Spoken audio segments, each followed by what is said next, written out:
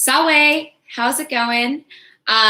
Welcome back to Friday's mythology storytelling. Today we are reading the story of Theseus from Daedalus, book of Greek myths. This is great for kids, a good introduction to Greek mythology. The story of Theseus is kind of special to me in my heart because, and the reason I picked it was when I was in college, I actually excavated on archaeological sites on Crete. And the art in this book actually does lend itself to some really cool Minoan style dress and architecture.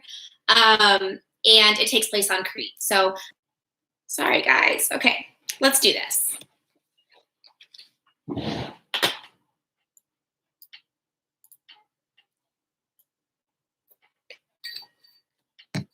Move my cup out of the way so the book doesn't knock it over. It's a big book.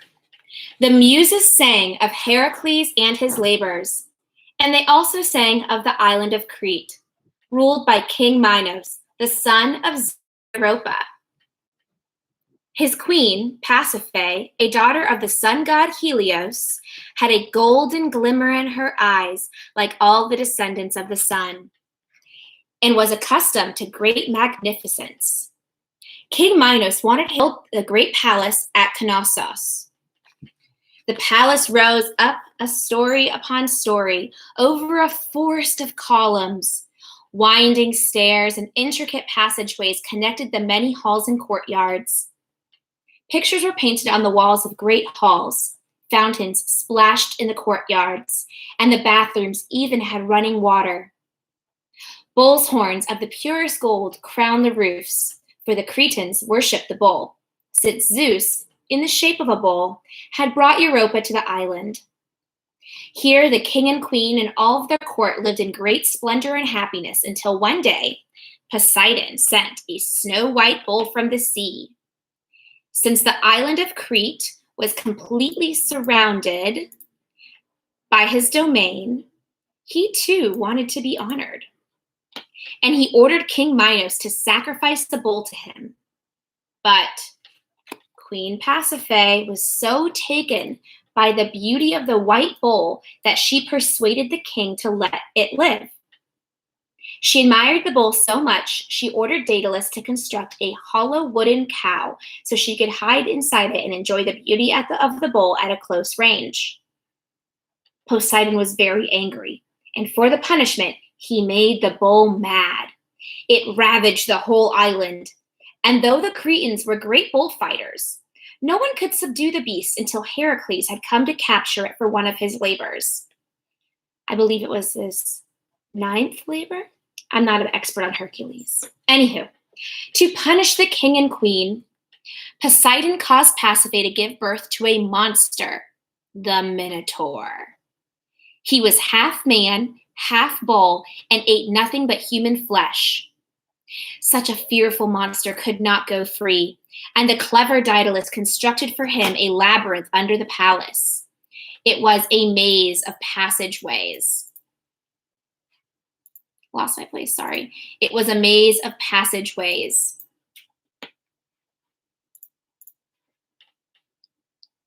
And little rooms from which nobody could ever hope to find their way out. The Minotaur was shut in. With victims to devour, he kept quiet. When he was hungry, he bellowed so loudly that the whole palace shook. King Minos had to wage war with neighboring islands so he could supply the Minotaur with prisoners of war for food. When a son of Minos visited Athens and was accidentally killed, King Minos used this as an excuse to sack the city unless 7 Athenian maidens and 7 Athenian youths were sent to Crete to be sacrificed to the Minotaur every 9 years. To save his city, Aegeus, king of Athens, had to consent, for Minos was much stronger than he was. The people of Athens grumbled. For while King Aegeus was childless and had nothing to lose, they had to see their sons and daughters sacrificed to the cruel Minotaur.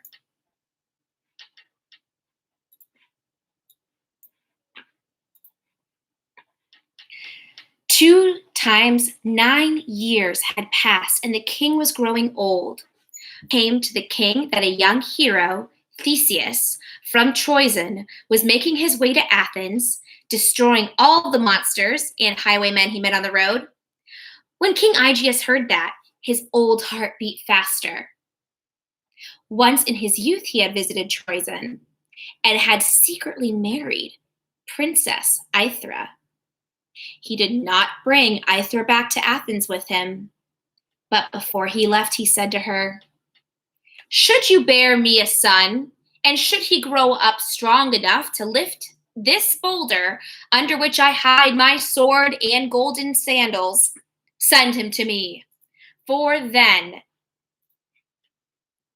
he will be worthy of to be the heir of the throne of Athens." King Aegeus in those days was known for his great strength. Let's go ahead and take a look at these pictures over here. I love this because you see the high towers and all the winding hallways of the palace that Daedalus built, and kind of how, if you were ever to go to Knossos today, which is a very popular tourist destination on the island of Crete, you can totally see a palace that looks remarkably similar to this. The squid vase, so cute. All of the different archaeological museums in Crete and also some in Athens, they have these adorable squid vases. I think they're adorable. They're so cute. Anyways, Theseus, the young hero, arrived in Athens and went straight to the king's palace. Tall and handsome, he stood before Aegeus with the sandals and the sword, and the king was overjoyed. At last, he had a son who was a hero as well. The king happily proclaimed Theseus the rightful heir to the throne of Athens, and he became the hero of all Athens when he is offered to take the place of one of the victims who were to be sent to Crete. If you're a fan of the Hunger Games, it kind of was similar to that scene where she volunteered as tribute. Old King Aegeus begged his son not to go, but Theseus would not change his mind. "I shall make an end of the Minotaur, and we shall return safely. We sail with black sails, but when we return with white sails, it'll be a signal of my success." The ship sailed to Crete with the 14 young Athenians locked in a dungeon to await their doom. But King Minos had a lovely daughter, Ariadne, as fair as a fair maiden as eyes could see. When she saw Theseus, she could not bear that thought that this handsome young man would be sacrificed to the ugly Minotaur. She went to Daedalus and begged for help to save him. He gave Ariadne a magic ball of thread and told her that at midnight, when the Minotaur was fast asleep, she must take Theseus to the labyrinth. The magic ball of thread would roll ahead of him through the maze and lead him to the monster. And then it was up to Theseus to overpower the beast. In the dark of the night, Ariadne went to Theseus's prison and whispered that if he would promise to marry her and carry her away with him, she would help him. Gladly, Theseus gave his word, and when Ariadne led him to the gate of the labyrinth, tied the end of a ball of thread to the gate so she would find his way back, and gave him the ball. You can kind of see her. If you look, she's the lady back there with the string at one hand of her. You see, there she is. And there's our Theseus. Problematic hero. Okay, you'll find out why I said problematic hero in a second. Theseus followed it wherever it led him, and before long, he heard the thunderous snoring of the Minotaur. And there, surrounded by skulls and bleached bones, lay the monster, fast asleep. Theseus sprang at the Minotaur. It roared so loudly, the whole palace of Knossos shook. But the monster was taken by surprise, and so strong was Theseus that, with his bare hands, he killed the cruel Minotaur.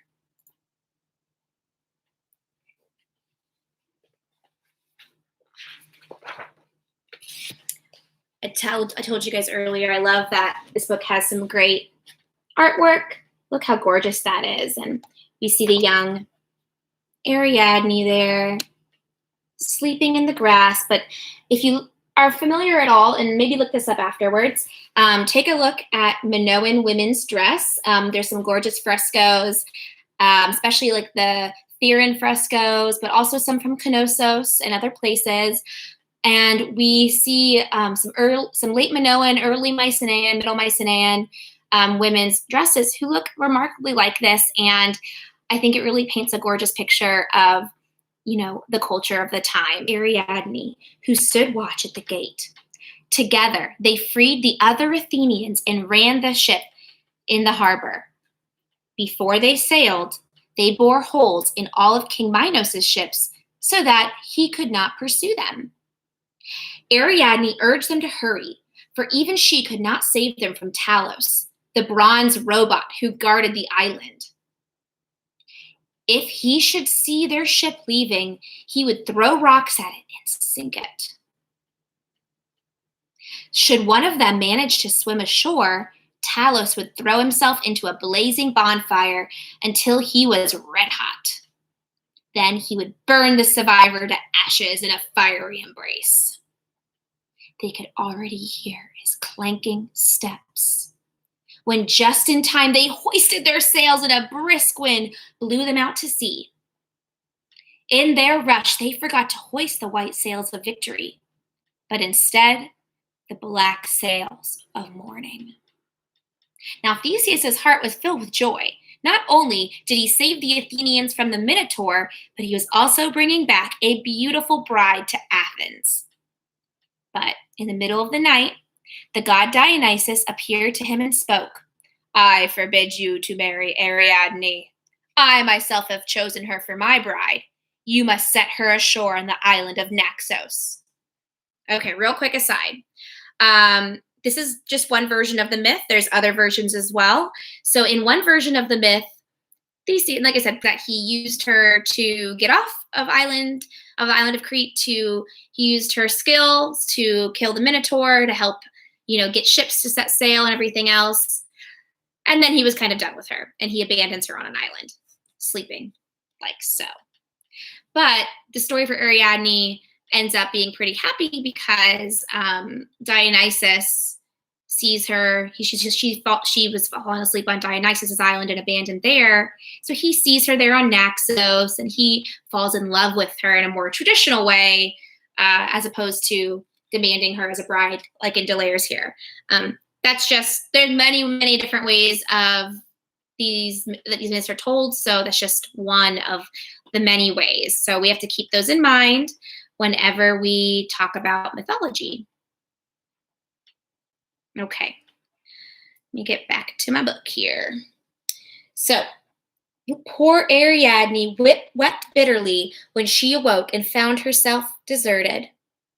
Little did she suspect that the handsome stranger who came walking toward her was the god Dionysus, and that it was he that had ordered Theseus to abandon her.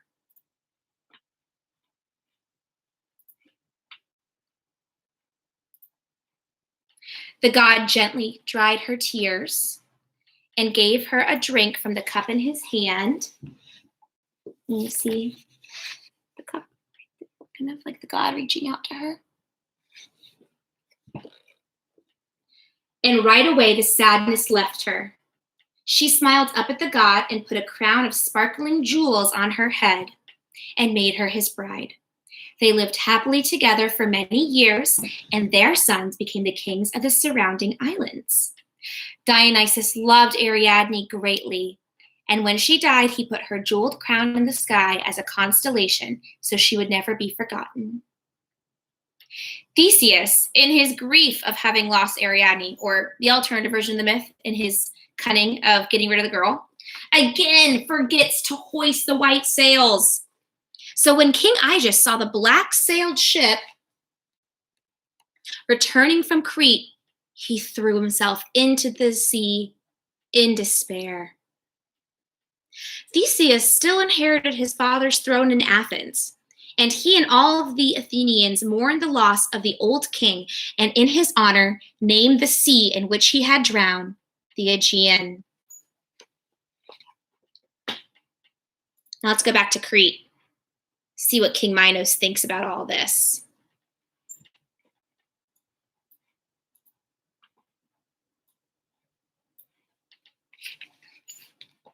King Minos was beside himself in fury when he discovered that his daughter had fled with the Athenians. He knew that no one but the brilliant Daedalus could have helped Theseus unravel the mystery of the labyrinth.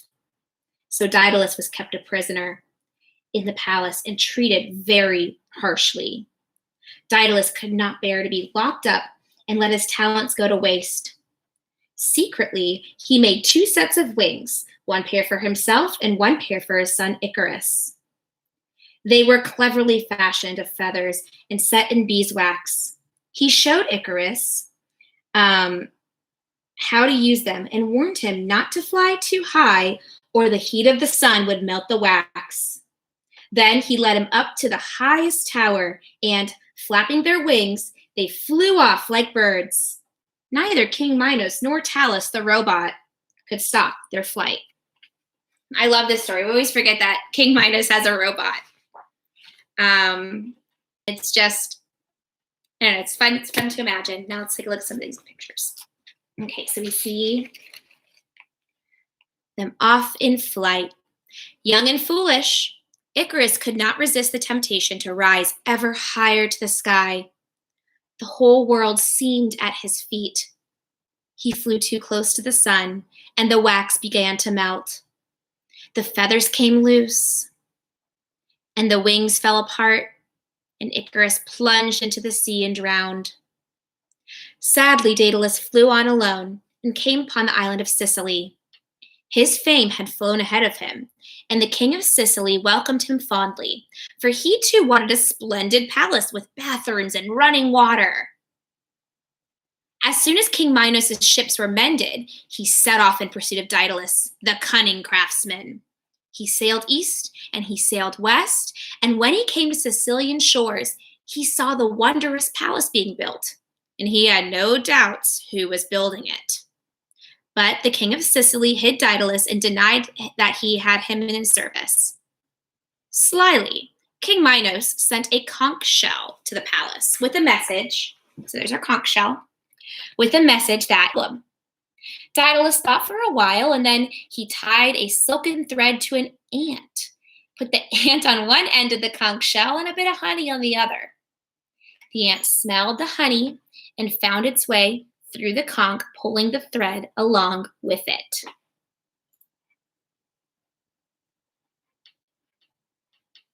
When King Minos saw this, he demanded the immediate surrender of Daedalus, for now he had proof that the king of Sicily was hiding him.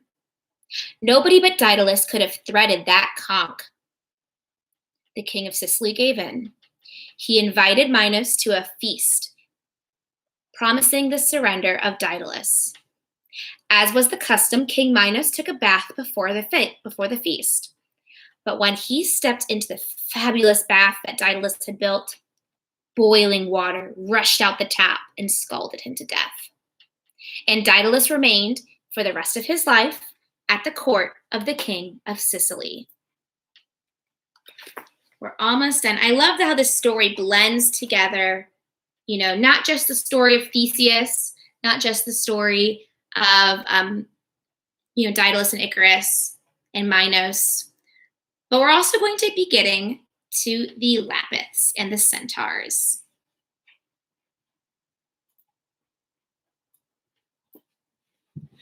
Okay, so take a look at this crazy picture.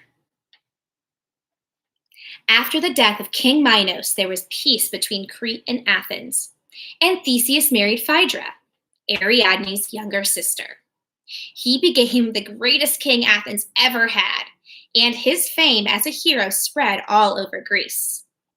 Another great hero, Pirithous, king of the Lapith people in northern Greece, was his inseparable friend.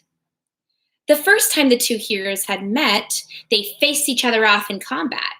But each was so impressed with the other that instead of fighting, they dropped their weapons and swore eternal friendship. Together, they performed many great deeds.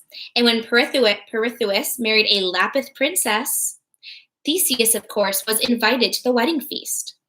Now the centaurs were invited too, and for the and although they were wild and lawless, still relatives. We all have those relatives, right? Very similar to the centaurs. At first, if you don't know if you have relatives like that, maybe you're that relative. Okay. At first they became behaved quite mannerly, but then wine jugs were passed around and they sprang up and became boisterous and rowdy. Suddenly, a young centaur grabbed the bride by the hair and galloped away with her. So you see that right there, right? At that, the other centaurs each grasped a screaming girl and took to the hills. Fun fact, this wedding scene of the Lapiths and the centaurs is actually inscribed in the reliefs along the metopes of the it's either the Temple of Hephaestus in Athens or the Parthenon. Let me know. I'll have to look it up. I always forget. I get the two confused because they're both very, famous. Anyways, Theseus and Pirithous with their men like their clubs. But in Theseus and Pirithous, they found their masters. They were chased out of Greece, and the victorious heroes with the bride and the other Lapith girls returned to the feast. So we see here kind of like the battle scene.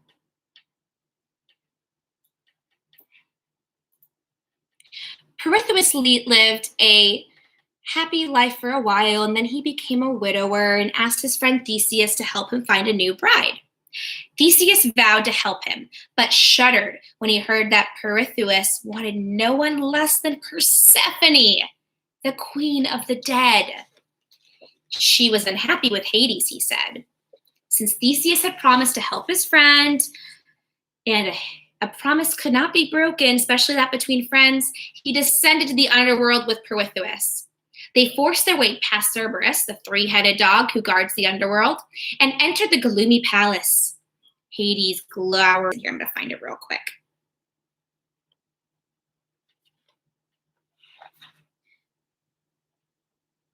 I should have bookmarked it beforehand. That's okay. There we go. So here's their Daedalus depiction of Hades and Persephone, the king and queen of the dead. And you see a little three-headed dog, the underworld. I'll keep this picture up for the rest of this. So Hades glowered at the two heroes who dared enter his realm, but he listened politely when they stated their errand. "Sit down on that bench," he said, "so that we can discuss the matter."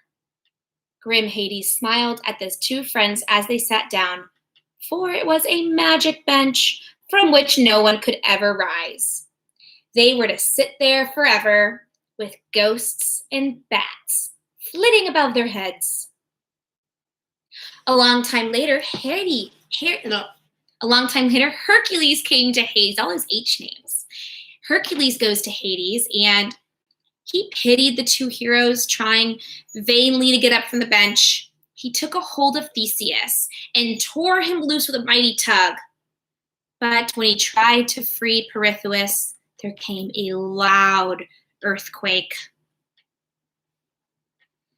The gods did not allow Hercules to set them free, for he had shown too great irreverence by daring to want a goddess for a wife. Theseus returned to Athens, wiser but thinner, for a part of him remained stuck on the bench. And ever since, the Athenians were known to have lean thighs. All right, y'all, I hope you enjoyed this story as much as I did. This is my second story every Friday during quarantine Latin teaching. I'm doing this for my students, dedicating it to them, my JCLers out here in Texas, but also all over United States, Canada, and more. I hope that you guys enjoy the story. I hope also that you encourage each other to explore mythology. All right. I hope you have a wonderful weekend, and I'll see you next week. Wale.